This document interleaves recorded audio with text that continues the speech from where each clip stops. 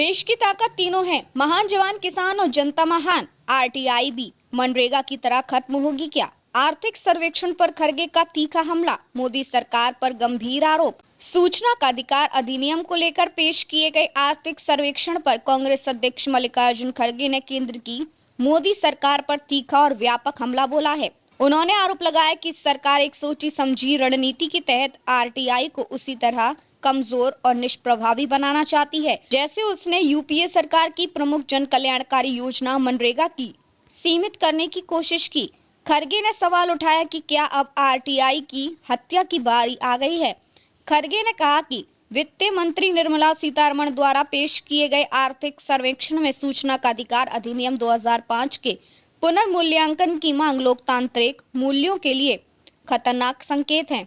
उन्होंने आरोप लगाया कि सरकार आरटीआई को पारदर्शिता और जवाबदेही के औजार से हटाकर सरकारी गोपनीयता की कवच में बदलना चाहती है ताकि सत्ता और नौकरशाही पर सवाल न उठ सके। कांग्रेस अध्यक्ष ने दावा किया कि आर्थिक सर्वेक्षण में सूचना रोकने के लिए संभावित मंत्री स्तरीय वीटो का सुझाव दिया गया।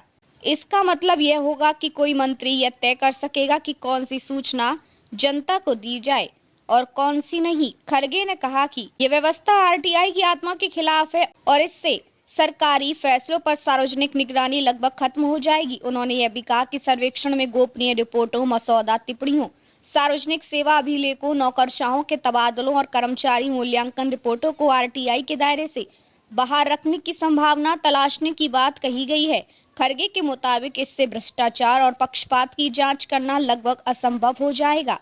खरगे ने याद दिलाया कि 2019 में मोदी सरकार ने आरटीआई अधिनियम में संशोधन कर सूचना आयुक्तों के वेतन और कार्यकाल पर सीधा नियंत्रण हासिल कर लिया। उन्होंने आरोप लगाया कि इससे स्वतंत्र निगरानी संस्थाएं कमजोर हुई और उन्हें आज्ञाकारी पदाधिकारियों में बदल दिया गया।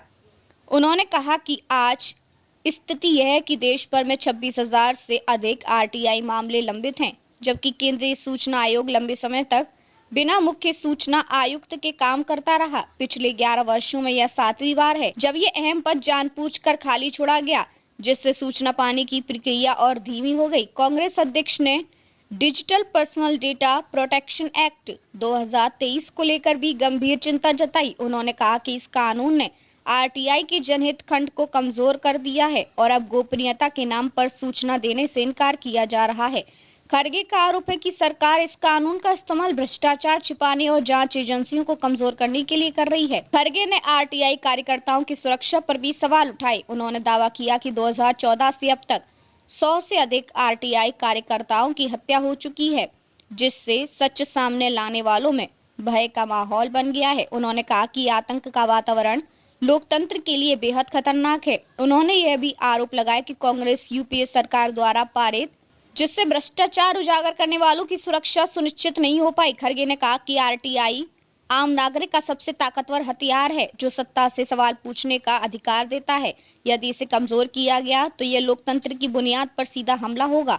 उन्होंने स्पष्ट किया कि कांग्रेस आरटीआई पारदर्शिता और जवाबदेही की रक्षा के लिए संसद से लेकर सड़क तक संघर्ष जारी रखेगी। कांग्रेस का कहना है कि आर्थिक सर्वेक्षण के बहाने आरटीआई को सीमित करने की कोशिशें जनता के अधिकारों पर हमला है और देश में जवाबदेह शासन की अवधारणा को कमजोर करेंगी।